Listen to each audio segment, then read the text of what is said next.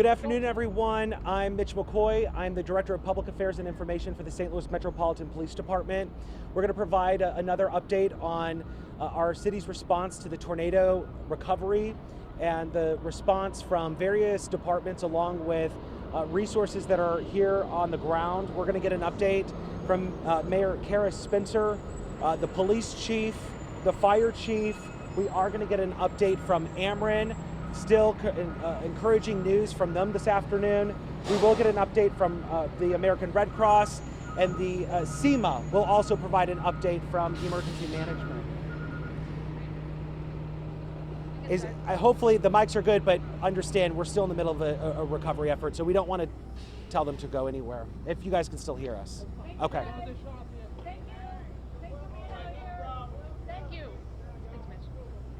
All right, good morning, everyone. Thank you. I want to just start out again thanking everyone who's been involved. You can see we got all hands on deck. Our refuse department just happened to pull up. We have had an amazing, incredible response from first responders, volunteers, extraordinary help from civic leaders, civic organizations, and regular citizens. Right now, we're focused on the weather advisory that we're looking at for tonight. Large hail and rain is expected. Damaging winds are expected tonight. There's a potential for rain over the coming days. So we're really shifting our focus from life to storm prep. The preparation for property damage, property preservation, cleanup, and child care, schools, daycare centers are really our priority moving into the next 24, 48 hours. I know a lot of members of the public have been asking how they can help.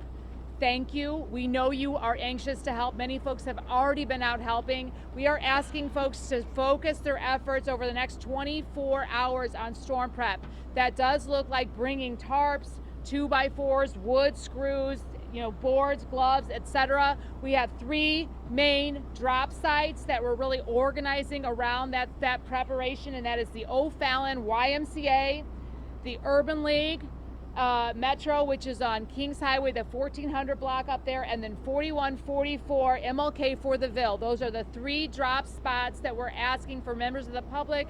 We've also been organizing large contributions to come to those 3 sites to help folks get prepared for the weather we're expecting over the next 24 hours. If you want to help, now that we have done a lot of cleanup, we really wanted to make sure that our first responders had the opportunity to go in there and do life preservation as a first step. The fire chief will talk about where we are right now in that. We are in a good spot, so if you're a member of the public and you want to help, please, we encourage you to just be very, very careful. This is an unstable environment. We know that. Please stay away from any down wires. Please, we are working to get that stabilized, but it's important that you take your personal safety very seriously. This morning, I want to let you know that we convened a group of the region's largest, biggest contractors to discuss storm prep in the next 24 hours. And of course, debris removal and a long-term plan for neighborhood restoration. This group includes a whole host of folks: Keeley Construction, Placo, Brink, McCarthy, Centene, Perrick, a whole host of folks convened. The Greater St. Louis, the RBC, the Urban League, of course. We have a ton of partners, all hands on deck. They're still meeting as we just left. They're convening on how to best move through the next few days, weeks, months. This is going to be a long recovery because the destruction is truly phenomenal.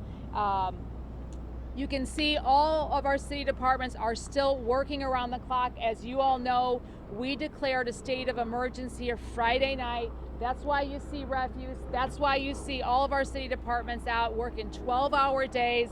We did focus on making sure that our building division is still inspecting buildings, making sure that we are identifying those that are least safe. We did immediately focus on getting the roads cleared. We do believe we've got all roads cleared. If you have a road or know of a road that has become unpassable or wasn't yet cleared, let us know. We are prioritizing making sure we can get folks through our neighborhoods.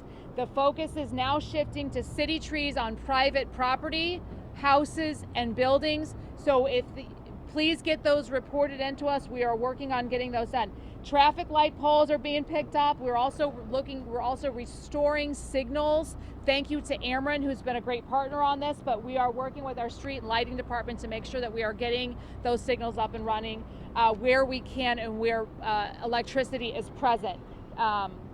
Flyers went out today to the community for those without power, where they can get access and help ahead. So if you're looking to help get those distributed, we are working with community partners to get that information on the ground. Lastly, I know we're going to get some questions on FEMA. We are building a path to that, to federal declaration. It is not a short process. We have begun our part. We are working with state and federal partners on that, and we will continue to press that. That's a very important piece here, and we are working relentlessly to get that declaration. We are also working with our assessor's office, who's been working throughout the weekend to help us assess the damage, the financial damage. That's important on the federal and the local declaration side. We estimate right now over $1 billion of damage, property damage, that does not even begin to account for the personal human toll that this has taken in our community. We're encouraging folks to stay up to date with our information at stlouis-mo.gov/tornado. We have a separate site set up on the city website to keep you informed of what we're doing. Okay, I'm going to turn it over now to our fire chief to talk about how the security of the buildings and the work there.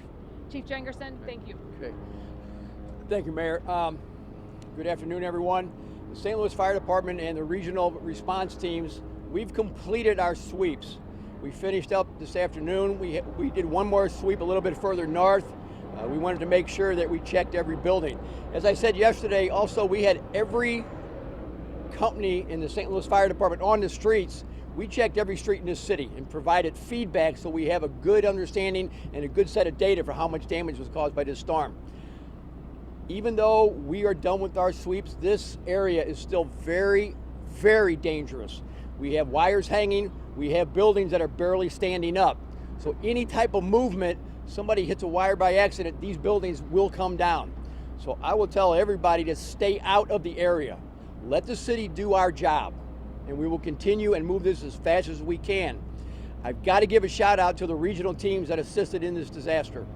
We spent the last approximately almost 50 hours on the ground, and we are almost sure that we've got everything. We had a couple hits today. We put extra teams on the site. We did not find anybody additional injured from the storm. But I want to reiterate, this is a very, very dangerous site. So I'm asking the public to stay away. I don't need additional pictures taken. If you go online and look, but stay out of this area. So the St. Louis Fire Department, the regional partners did just an amazing job, and I can't thank them enough for assisting the St. Louis Fire Department and the city of St. Louis. I'm going to introduce the Chief of Police, Chief Tracy. Thank you, Mayor. Thank you, Chief. So just giving an update, just continuing from yesterday. We're continuing with our 12-hour shifts, making sure that we have this area covered and the rest of the city covered. We don't let the rest of the city sacrifice because of the resources we're putting in here. So that's our promise to you. And as things are broken down, as you're going to see things breaking down, especially fire and rescue and the tremendous job that they've done, we're going to be continued in this area to make sure that we can keep the peace, make sure that we're enforcing the curfew 9 p.m. to 6 a.m. As you heard the fire chief and the mayor say, it is very dangerous out there. And we got to make sure that we continue to do our emergency work, and everybody else that's in that, other people will get in our way, but everybody's been abiding by that, and there's been no violations. We appreciate the community's help in that, because we're all coming together to make sure we can get through this quickly as possible to get back to normalcy, which is going to take a long, long time. So with that, curfew still in place, no violations. We'll be out here on our 12-hour shifts. We're going to continue to keep a command post up here, whether we keep it here or we move it a little further north. That's to be determined, but we'll continue to be out here with the community as we continue to go through this, working with our partners. So thank you very much for everybody's cooperation. And then I'm going to turn it over to Ameren. Thank you. Thank you. Good afternoon. First, I want to say appreciation to all the partnership, collaboration with St. Louis City, St. Louis County, our first responders, our state and federal officials. Currently, we have over 1,900 workers on property that are working to restore our service area for this devastating storm that took place on Friday. We have a count of over 300 poles, and I'm sure that count is going to go up. I know there are some concerns about schools, and we have a list right now.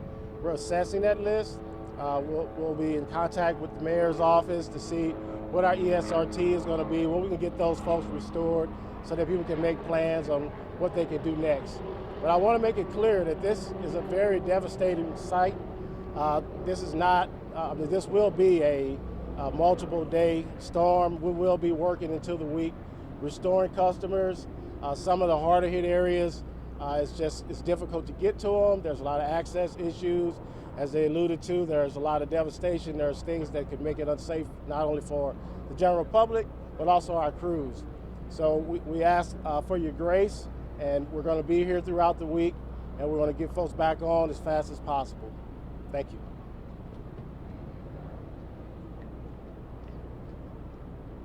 Good afternoon.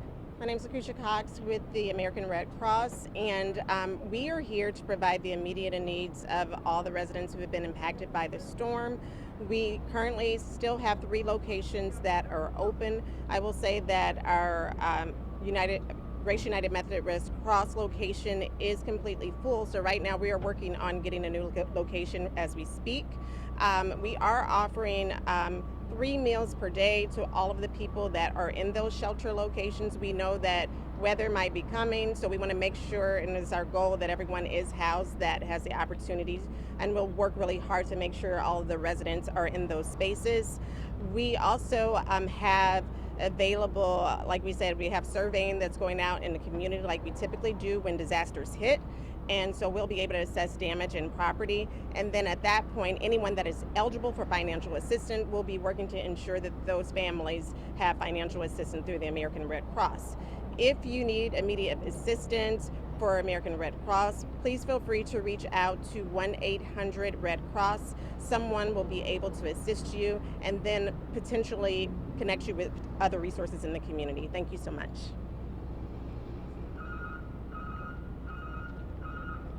I'm Sarah Russell, Commissioner of Emergency Management for the city. Thank you all again for coming. I wanted to reiterate again about the incoming weather, and I will say this. If you have not been impacted by this storm, we ask you to prepare. If you have been impacted by this storm, you have some additional things that you need to think about with preparedness. We want everybody to again, be able to receive notifications. If you're in the city of St. Louis and have not registered for Notify STL, that is critically important. We will share that information out again. It's always on our websites. That is one of the most thorough ways that we have to reach people in the city. Also, the weather radios. We're working with media, and we're working with all of the options that we can to get information to people, not just for alerts and warnings, but also as we get further into the recovery, letting people know where they can get resources. We do understand that there are a lot of people that can't hear this right now. They don't have access to phones or television or internet where they are, and we're working on the ground to get that information out to them as well. What we want people to think about right now while the sun is out is if you're out doing cleanup around your home and your home may not be safe to shelter in or stay in later, making sure that you find the resources of a place that you can get to and have a plan to get there, whether it's your local church or other facility in the community, a loved one's house, making sure that you have somewhere to quickly take shelter. Watch for the watches when we get them, if we get them, for things like severe thunderstorms or, if we get there, potentially tornado again. But those high weather events, we're going to be sending out those tools on every pathway that we have, not just us, but our media partners as well, to make sure that that information is put out. And that goes for, today, the next day, next week. That's something that we're always doing, but it's going to be more critical now that we have people in more vulnerable structures and in the process of recovering. We want to support everyone as much as we possibly can. And with that recovery really getting into full swing now, I do want to thank not only the partners we have here, but at the Emergency Operations Center, there is many more partnered organizations, city departments, and city employees that have been working 12 hours plus to make this process possible, getting you information, setting up how we're going to get volunteers out safely into the parts of the community where they can be most useful. We do appreciate your patience. We want to do everything as quickly as possible, but some things do take time, as the mayor said. With regards to the declarations, we have to go through the processes to make sure that we do that appropriately, and we are absolutely working to get the declarations that we think that we have enough damage to easily prove that we should get to unlock some additional resources so that we can more thoroughly and effectively and expediently get into this recovery process for those that are most critically in need. Those are the prepared updates that we have right now. We will open it up to some questions. I have a couple of questions. Well, let's start with one and then let others do it, and then we can come back to you. As much as we're having more weather coming in, there were some people who said they didn't hear sirens. If you guys had a chance to double check the sirens and make sure they worked. This is an issue that we're taking very seriously. We're conducting an internal review, and we'll have some answers on Tuesday. I believe the report is due on that. But it is important to understand what happened there, Elliot, and we'll get to the bottom of it. Mayor Spencer, Yeah. you were saying that you were making plans for the north side. Has the storm made you change or alter any of those plans of what you would do for the north side? Oh, we are focused right now on getting through this, but yes, absolutely. I mean, the devastation absolutely is changing everyone's lives. I mean, you've seen what's the buildings that have come down, people's homes, people's livelihoods, people have lost their lives. Yes, this recovery is going to take a serious amount of time, capital, and all of us working together. What type of plans are you going to set in force to change the north side? Thank you for asking. Right now, we are focused on getting through the storm in the next 24 hours. We're going to be building out a long-term plan in the coming days, weeks ahead. It's forthcoming. Please give us a little patience. We want to be thoughtful. We want to do this with community, and we want to best understand how we get through these next 24 hours. Thank you. On the topic of those sirens, we're hearing that no one was in the office, the emergency management office during the storms. Wondering I wasn't there. Again, this is a very serious matter. It's under review. We should have answers. It's my understanding right now on Tuesday. Thank you. You said 5,000 buildings were damaged. Is there more of an update on just the? That's our estimation right now. Right now, like the fire chief said, we've checked them all. They're all getting logged. They're going into a database. We'll have more information soon, but that is the understanding at this time. What about the Right? other people that were killed? Do we have identification on those? I don't have that right now. We're working on it. We're still, I think, at least getting through the next of kin. Rachel? Clarification on the 5,000. Is that buildings total? Do we know how many of them are houses versus other? We don't know the answer to that right now. Again, as the fire chief said, you have some answers? Okay, fire chief, sorry about that. Thank you. The 5,000 number is the amount of buildings that was in the path Okay. as we determined the touchdown area, which there were several of them, and the progression of the path or the progression of the tornado. We estimated 5,000 buildings within that area, okay? We've checked, we're probably at around 3,800 that we've checked that we think have had a certain amount of damage, and the damage is rated on 5 different levels, which is all in a program that we are finalizing right now, and we're going to provide that to the mayor's office and all the offices that need that information so we can do a grading on exactly what was impacted and where we go from here as far as demolition. So there's a whole lot that's going to come out of the information we provided, but But that's 5,000 that were in the path. that were in the path. Okay. Yes. Damage within the path. That's an estimation, okay? 5,000. Channel 5. I was in the Devolver neighborhood. The city forestry was doing some really good job getting all the stuff, but they had a question of, you mentioned the drop-off sites, thinking about the piles of trees and things like that. Is that just in addition, are those drop-off sites included in that? Because they were wondering about having to cost money for them to do that privately? Are they going to be able We to are take that all? That we kind are of stuff? working all that out right now. We've been in communication with our landfills so we can have a spot to dump these things.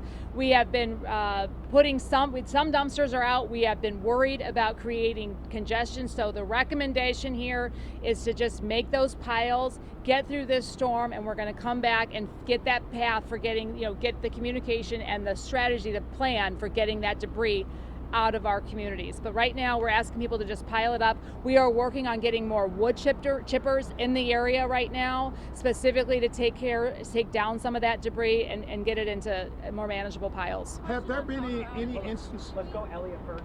Yeah. Have there been any instances of looting, and what precautions are being taken to make sure that looters don't take advantage of this tragedy?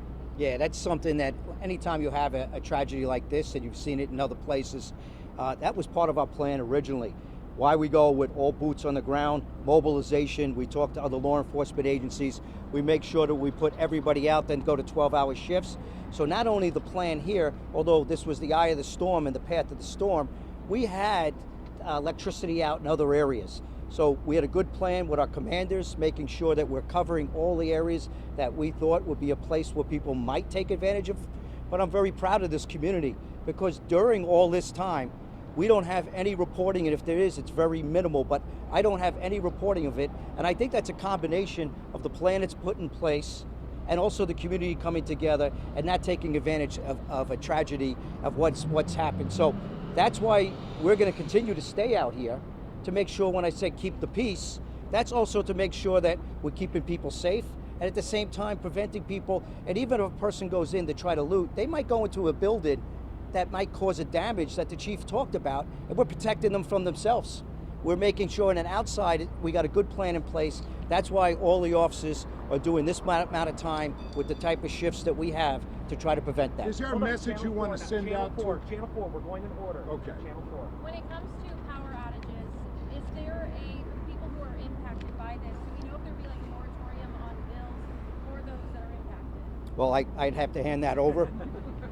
Cameron? Yeah, thanks for the question. So I know that was brought up yesterday from the gentleman from Cleanup. Cool Down St. Louis and Warm Up. And I think that's in conversation right now, so I can't directly answer that question, but it is something that we're considering. I do have a question for the Red Cross, if you have an estimate. Absolutely. Red Cross. Do you have an estimate of how many people have used resources from the shelters? Yeah, so as I mentioned, we have Grace United Methodist is full. We're working on getting other shelters. We couldn't get closer into the city like we wanted to because we didn't have access to power for a lot of the area target locations that we wanted. So right now, like I said, we're mentioning some. One of the good things is that we do have transportation now to get people to those locations, and so we'll be working on that in a coordinated effort. The max is 100, and so they have had 100, and so actually they're at capacity right now. Overnight, last night, I think that our report was they were at around 75. Some people leave and come and go because they have families, but at the maximum it was 100. Do you say it'd be fair to say 100 people? Yeah, it's over 100 people that have been through all locations. Two more Yes. questions. Could you starting with tell Elliot. people again the hours of the curfew for those people who don't know? 9 p.m. to 6 a.m. So we're asking people, that's usually during the darkness. We're going to be working through the night. And I think that also helps us out with making sure we can keep this area safe. And at the same time, when you were talking about curfews and you talked about looting, I think the good plan for the whole city, having the officers out, this also helps keeps everyone safe. 9 p.m. to 6 a.m. And thank you. We'll let people know when we lift it. But right now, we're doing it for everybody's safety more than anything else. So thank you for that question. No, I'm sorry. I do want to clarify. Great question. This is just for the 5th and 6th district up in this area where we have all the damage. It's not for the whole city. It's for this area. We geographically placed it in the 5th and district police districts, which covers this area. Channel 4. Real quick, a lot of those homes are 3-story homes. Some have holes in the roofs, all that. How are people going to get way up there safely to get tarps on for the upcoming storm? Yeah, Yeah, this is a huge concern for us, and we don't have great answers. We know we have folks out in the community. We're providing tarps, and it is just an enormous challenge. It's impossible at this point to really assess the safety of the thousands of buildings that have been damaged. And what we're doing right now is providing tarps for people to protect their belongings within those structures if possible, but recognizing people are going to have to use their own caution and their own best judgment on how to best do that. We simply don't have the manpower to get out there and do it. It's heartbreaking. It's truly heartbreaking. Let me ask this: I just want to. Any area that has been impacted by the storm. Just to reiterate from the mayor, the fire chief, the police chief, if you are going back home to start surveying the damage and what happened, please use extreme caution. Even if the structure is standing, we don't know the stability of that structure. And with more storms coming in, things could adjust even more. So please use extreme caution. The police department, fire department, SEMA, city resources will continue to respond to those emergency calls. And then again, the curfew is in effect from 9 p.m. to 6 a.m. And then also, if you can, please remind folks about using caution at intersections where there's no electricity. Continue to treat that as a four-way stop as Ameren is working diligently to restore power across the entire region. Thank you guys very much. Additional updates will be shared across the city platform, social media accounts, and then if there's any additional briefings scheduled, we'll share that both email like we've been doing and then also on social media. Thank you guys for your time.